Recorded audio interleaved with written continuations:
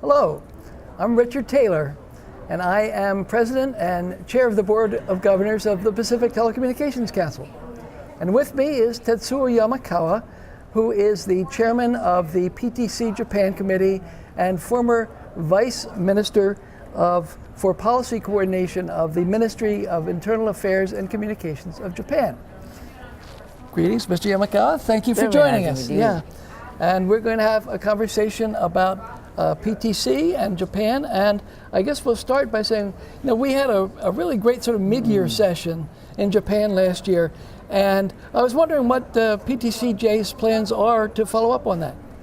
Oh, thank you very much. The mid-year forum in Tokyo was very successful last year, and though the Asia-Pacific region is very important, the activity of PTC Japan is not so popular in Japan, but it provides a very good chance for Japanese industries to aware what is happening in this region.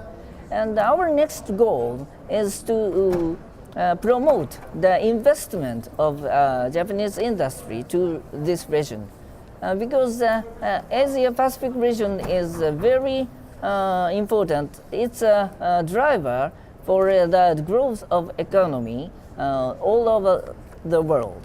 So, for example, the Asian countries had introduced a very challenging plan, that is ASEAN Connectivity Plan, that is to combine, to network each of the Asian countries by fiber optic cables.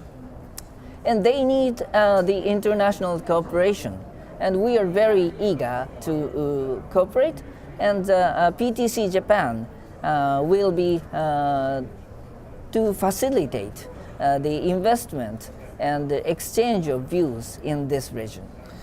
Chairman Yamakawa, you bring to PTCJ a wealth of experience in government and policy. I was wondering what you think is the most important issue right now sort of facing Japan in that area. Well, Japan has experienced the Great East Japan earthquake and tsunami. And Japan is now facing a challenge not to recover from the damage simply, but to create a new nation that is resistant to natural disasters with social and economic durability. For example, we need a transformation of a society.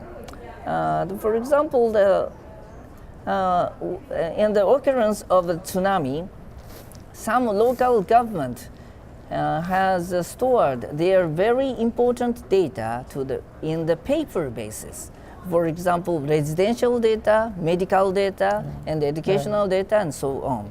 And with the tsunami, they all washed away, and they lost their important data. But some local governments used the service of cloud service. For example, so their data, the important data was stored 100 kilometers distance from the hardest hit areas. So their important data was saved. That was very important. Right. We need to create a new nation resistant to these natural disasters by using ICT. I think this is a short interview, but I think we have time for one more question. I mean, Japan is so advanced already in its telecommunications infrastructure. What's next? Where do you go from here? Well, as you know, we have fiber optic cables network all over the world. Almost the penetration rate is 100, but usage is not enough. So, Ministry of Internal Affairs and Communications has stated a next stage strategy, what we call the Active Japan strategy. The very most important factors of the strategy is active life strategy.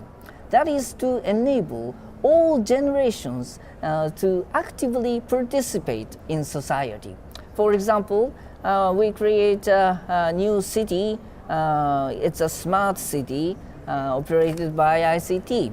And for example, robots to support the older people's life. And for example, to save energy and so on. So that is in order to make the best usage of ICT and to create a new nation. Well, that's very exciting. I hope to get to Japan and see that develop myself. I think, though, that we'll have to stop there for now. But again, thank you very much. I appreciate your time. Thank you.